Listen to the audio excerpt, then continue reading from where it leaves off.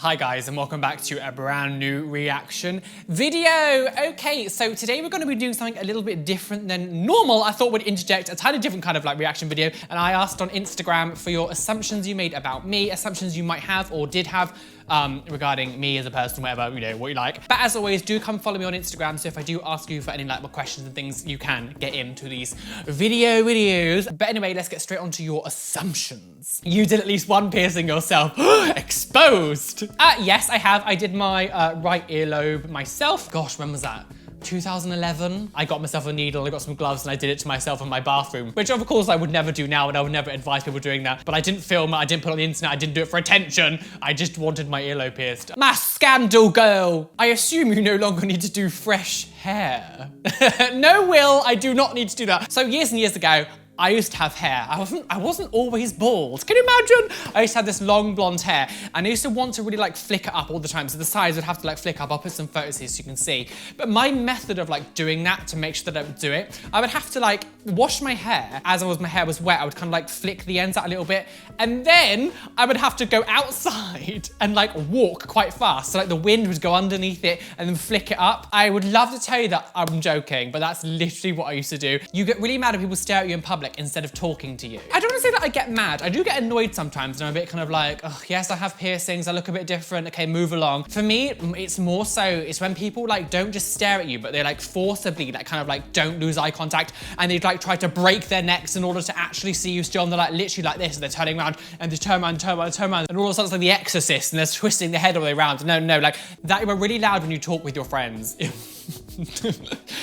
And that's the Darjeeling. I am a very loud person. Always had a loud voice. I've always got a way to projecting my voice. I've never been the kind of like more sort of, hello everyone. Like ASMR ain't gonna happen to me, bish. If I'm ever in a situation where I need to be quiet, I'm not gonna be rude and like obnoxious. Like maybe, 10 years ago when I was like just teenager and stuff, then yes, I'd probably be a little bit more obnoxious. But like now I respect places and where I am. I wouldn't just like shout, I wouldn't be in a museum shouting and screaming. Like that's not something I would do. You only react to hate to make them feel bad about themselves. I mean, I can't sort of say yes or no to this. I don't, my goal to do the hate comment videos aren't to make the other person feel bad. I mean, they're going out of their way to make me feel bad, so I'm gonna defend myself and retaliate. But I'm not doing it to like, upset them. Like a lot of these trolls on the internet will come at you, and no matter what you say to them, they won't ever change their minds, they won't ever really listen to what you're saying. I don't feel like the stuff that I say back to people is actually that bad, especially compared to the stuff that they're saying to me. You'd never date an American. So I don't care where you're from, your race or whatever you are, like I'll date anyone, but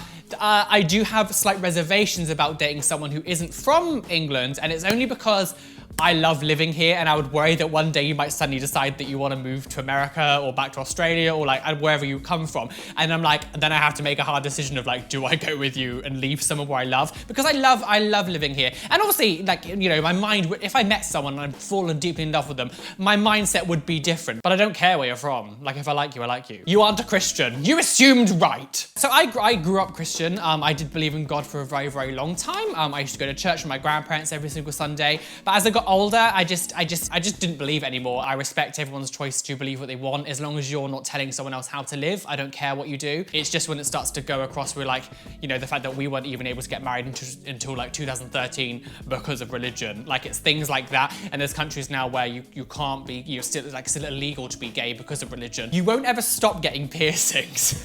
I never thought that when I started getting piercings, I would have as many as I do now. I didn't think this was gonna happen, but as you go on, you get addicted and you get sort of like, oh, one more won't hurt, and before you know it, you've got as many as I have. I don't consider myself too many, and I don't consider myself to have like enough. I don't want anything else on my face. I'm very happy with how this looks. My ears, there are a little bit things I want to fill up. I can't say that I'll ever stop, and I can't say that I'll ever want to stop. You're a sassy bitch. I am, bitch. I'm not sassy in a problematic way, because there are people who can be sassy and just being a bitch. I'm only ever really like sassy when I'm being like a jokey or like playful. Like it's never like, I'm not like a diva. I'm not a Karen. You actually care a lot about what people think about you. I think everyone does. When people say that they don't care at all, they're lying. There's a difference between caring what people think about you and letting it affect you in a way that you change how you live. If Clifford down the street thinks I'm a faggot, or Clifford down the street hates so many piercings I've got, I don't care about that. Like I'm not gonna, I'm always gonna live like this. I care what you guys think about me. Like you're my audience and I love you guys, and your opinion opinion matters to me. The same with my friends.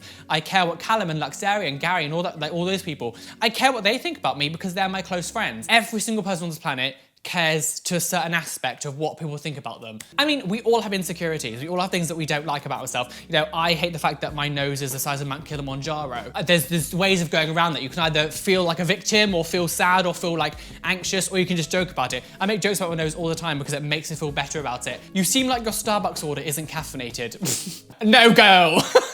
Now, this is the most common one that I got from everyone. You look like you'd be aggressive, but you're actually the sweetest person ever. I get misrepresented because of the way that I look, so much so in this aspect, where so many people comment on my videos saying they thought I'd be grouchy, grumpy, bitchy, you know, quite full on, just very aggressive and angry how I am. And people on the street a lot of the time will avoid me. People get shocked when they hear me talk because they think my voice is going to be a lot deeper and a lot more sort of gruff. I am in no way an aggressive person. I'm very passionate about things, and sometimes I might get sort of like irate about stuff, but I am a very happy, bubbly, welcoming, loving person. I'm in no way like angry or an aggressive person. The way that I look does portray that, and it can be a little bit dominating and a little bit kind of daunting to people when they see me, and it can be like, oh, maybe I shouldn't, you know, don't mess with him or whatever, which in some ways does kind of play into your advantage, because if you're in a situation where it's a little bit more sort of like dangerous or whatever, people tend to leave you alone, especially because of where I used to work. I used to work in quite a rough area, and people tend to leave me alone. And like if there was ever any customers in my shop that used to be being funny or aggressive,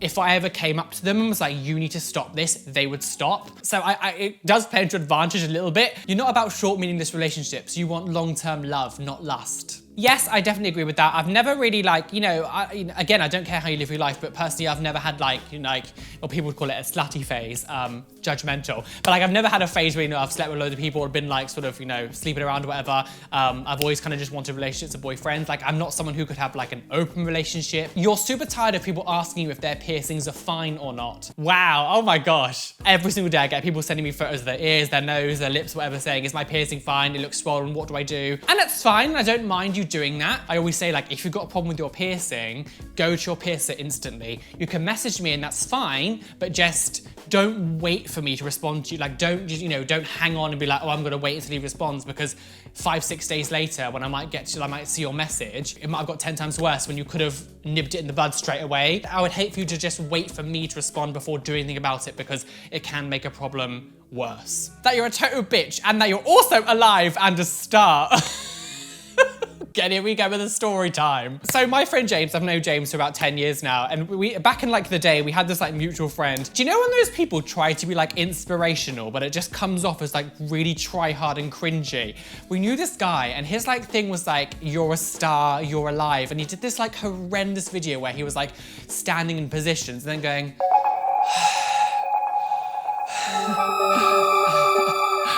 and then the whole way through that video, he had this like monologue read out over the top of it. And it was like, remember, you are alive. You are a star. You are amazing. And it was just like the most cringe-worthy thing we'd ever seen. I don't know what even happened to that man. Great cuddler. Yes, I am. You had a rough childhood. So I never like to do the whole like sob story, like, oh, Phil's lying for me, girls. But yes, I didn't really have the nicest upbringing. My dad did pass away when I was 8 years old, and my mum was a drug addict and chose alcohol and drugs over her kids. And it was a very hard process of getting adopted by my grandparents. I did go in and out of a lot of foster homes because my mum just didn't want us. I witnessed a lot of stuff that adults shouldn't even see, let alone children, and it did mess me up a lot. I had to go to like therapy for a long time. I'm not gonna go into the stuff that happened, but it was just, no human should ever have to experience that, let alone a child. And I went through a lot. And then obviously, of course, like I got horrifically bullied in school. I had, just everything was going on at home, and it was just a lot. When I turned 15, my grandmother got diagnosed with cancer. She died a year later. And then my granny got diagnosed with Parkinson's and dementia. And then I became a carer for him. And it was a lot. I haven't had the easiest time. My granny died in 2015, and that's why I moved to London. I don't really regret anything that's happened because it's made me who I am now and the strong person I am now. So although it was crappy and I went through a lot of stuff, I feel like I'm a lot more stronger internally and mentally than a lot of people because I've had to go through so much. We're getting deep, girls. You seem like someone who is 110% weird 24/7 around the people. Oh God. Well, you can see what it says. Yes, I am. Do you know when you meet someone you watch on YouTube, or you watch someone, you know, meet like a celeb, or you meet someone that you sort of followed online or whatever for a while, and you meet them and you're like, oh, you're a different person. That's really not what I'm like. If you had said to me like maybe 5, 6 years ago, like, is that you in real life? I would have said no. I would scream and I would swear every 10 seconds and I would just say things that like would get attention and sort of reaction rather than as kind of how I was in real life. But now the way that I am on camera and the things I say and do and how I act is how I am in my real life. There isn't really much of like a disconnect. If I had a meetup somewhere, the one thing I would hate more than anything is for you to be disappointed or for you to go, he really wasn't as I was expecting. What you see is what you get, girl. I thought you'd be an in-your-face gay that would constantly state their sexuality. So again, if you had said this to me like 6 years ago, I would completely agree with you. When I didn't come out then, but like when I first came out and first started doing YouTube, everything was gay, this, gay, that, rainbows, crazy, But I think like a lot of LGBT people do that when they come out. They suddenly can be free and all of a sudden it's like, gay this, gay that, But I think as you get older, you realize that that's not, you know, how you actually are and how you want to live your life. I watch some of my older videos and I'm like, you are so annoying, like so annoying. Everyone thinks that when they're younger, they're like, oh, I'm never gonna change, I'm always gonna be like this. But actually like, when you get older, you don't look at it like that. You don't get upset about changing or maturing in that way. It's not a thing that bothers you, that you're 100% against homophobia, but you're okay to banter around the topic. Absolutely. I am not someone who gets easily offended. You know, I'm a big defender as well of like reclaiming words, and like, you know, I call myself a faggot all the time and all this kind of stuff, like I'm not really bothered by. And I'm more than happy, like if, you know, if we're friends, whatever, and we're together, like, and you make a homophobic joke towards me, if you're the right person, you do the right joke, of course I'll find it funny. I'm not someone who's gonna get so offended by everything. I do think that's a slight generational thing. I think newer people growing up now don't understand kind of what the world was like when we were growing up. We grew up at a time where like offensive comedy wasn't as frowned upon. And like, although like I would never agree with like racial stuff and, you know, it's horrendous. Like if a stranger who I don't know comes over and makes a homophobic joke to me, I'm like, who are you? You can't say that to me. The same with that, I would never go up to someone else who I didn't know and call them like a puff or a faggot. Like I wouldn't do that. You never expected your YouTube career to really take off. Oh my gosh. I've been doing YouTube now for 11 years. I started in 2008. It took such a long time for me to actually really get anywhere on YouTube. Like I got a nice following and stuff, but like not anywhere near the chance of me being able to live off this. YouTube is now my full-time job. I've always wanted to be my own boss. I wanted to have the freedom to look how I wanted with no prejudice. Like I wanted that for so long. When I moved to London, I thought it was gonna happen straight away and it still didn't do it. And it was like, you know, 7 years into my career and I was like, why is it not happening? And then I changed my content and I started doing piercing stuff and I started talking about it. And eventually like, I found a niche that I could talk about and react to and do this stuff and my channel just exploded. And when it happened, it was like suddenly I could just breathe and it was like, because I worked so effing hard on this. I'm gonna actually make a video about my whole YouTube story, but I have worked so hard on YouTube. I've consistently uploaded for almost 12 years. I've been on countless channels, collab channels, I've uploaded like 2,000 videos, I wanna say, over my time I've been on YouTube. I never gave up. And this is the thing, like, although I was starting to think it wouldn't happen, I refused to give up. Don't ever give up on your dreams because they can happen. You and Callum are dating. Callum is like my brother and it would feel like incest. With your voice to begin with, I thought you were gonna be another stuck-up person. Oh my gosh. So people don't understand where I'm from. People do not sound like me. Like, I'm from Devon and people sound like farmers. For me personally, I was like, I don't wanna sound like that. So I kind of like made myself not sound like it. I used to watch a lot of Carry On films and one of my idols growing up was Kenneth Williams. And he was a very camp, sort of posh speaking man. And I kind of like adapted his accent when I was growing up. I can be a bit poshy, I guess sometimes some of the things I do, I'm like, oh no, disgusting. I have a slight posh accent, but I don't have like a posh mindset where I'm like judgmental over other people. You only get enough money from YouTube to just get by. This is something that I get said all the time. Like when I got my iPhone, people were making out as if like I was like this rich person. I was flashing these new stuff as if like phone contracts didn't exist and I'm only paying a little bit by month by month. 50% of my videos on YouTube get demonetized and I pretty much make no money. Like they say that when you have like the yellow $sign that you can still make money. YouTubers who actually do it know that that literally means you will make nothing. Like you will literally make nothing from a video. Past 2 years, I've only had 2 brand deals.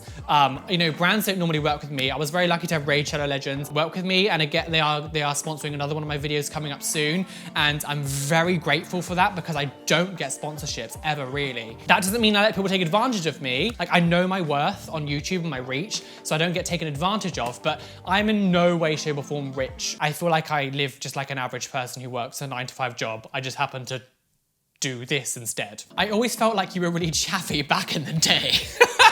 Oh my gosh, I was. Like, because of the stuff that I went through, I did become a little bit rebellious. And in my sort of like early teen years, I was very chavvy. I used to dress very chavvy. I was a little bit antisocial. I wasn't like, I never got in trouble with the police or anything, but like I would nick from my like local shop, I'd nick sweets all the time, and I'd be loud, and like I would sometimes egg houses and shit. Like, I was an angry 13, 14-year-old. Like, I wasn't, you know, I wasn't a nice, like in a nice mindset. When I turned 14 and 15 and stuff, and I really became like faggy, the people that I would hang around with who were like the chavvy lot would push me aside because like I was the gay one. Not gonna hang around with a gay boy. I was an angry preteen / early teenager. When I get older though, I did still dress quite chavvy when I got a bit older. I'll show you a photo here. Like, this is when I was like 17. Like, I still dressed kind of chavvy, but I was, you know, I wasn't doing all that bad stuff that I was doing when I was young. You regret having some piercings. I regret how I handled some of them. I have had some in the past where like I didn't really look after them. Basically, when I first started getting piercings, I got an industrial piercing, my first one, which is like a bar that went like from here to here. I was 18 and it was my first ever piercing, and I just didn't look after it. In the bottom half of it here, I still had the top one, which is this top one here, but the bottom half went really, really badly septic. Industrial piercings are notoriously problematic to heal and have, and I would never, never, ever suggest getting a industrial piercing to start with. I used to have my Lorette pierced here. I didn't look after it very well. I left a really long bar in for too long, and it rubbed away my gum at the front here, and it like damaged the front of my gum there. So like, that's one of the things that I do regret as well, that I didn't look after that properly. So my biggest regrets are the way I looked after some of them, not the piercings themselves. You aren't a big drinker and don't go to clubs very often. Very true. I will get drunk maybe 5 times a year. That's it. I don't socially drink. I never go out and like, I only ever drink if I'm gonna get like, if I'm in clubbing. Like, to be honest, I haven't even been clubbing in like 2.5 years. I kind of like, this is another thing, like when you're growing up and you're young and you're clubbing and stuff, you're always like, I'm always gonna go clubbing, I'm always gonna love it. Like, I'm never gonna get old and stop going and all this kind of stuff. You do just grow up and mature, and you kind of don't want to hang. Like, when I go to if I go to a club now, it's sort of like 18, 20-year-olds, and I'm like, I don't really want to be dancing in a club with like 20-year-olds when I'm 30. Like, do you know what I mean? It feels a bit weird. I'm still 29, 30 in June. I much rather now have some of my friends here will play games and get drunk in the house and listen to music and just be stupid here. Like, that's kind of how I prefer now. You got average grades. Yeah, that's true. School was horrendous for me. I've never really been that academically clever. But the problem with me with school is I do have dyslexia. I have quite bad dyslexia, and reading and writing I've always struggled with. But for some weird reason, I was never given help in school, and I don't know why. I mean, I didn't go to the best school, and I think it's probably what it is. But also, because I was so horrendously bullied, I was never really able to focus too much on my schoolwork. I was always worried about like, am I going to get beaten up now? What's the next thing that's going to happen to me? Can I get down the hallway without getting attacked? Like, when most people were focusing on their work, that was what I was focusing on instead of my work. It really ruined my, you know, grades and everything. But like, most of my stuff I got like a C in. I got like a D, 6 C's and a B. This is like 15 years ago. I don't have the things anymore. I don't know. You hated Devon when you went to QE. Obviously, I speak quite strongly about how I didn't like where I grew up and it was horrible there. Like, I did have nice times. Like, I don't, you know, no one's, you know, I didn't walk down the street every 10 seconds and get beaten up. Like, that's not what happened.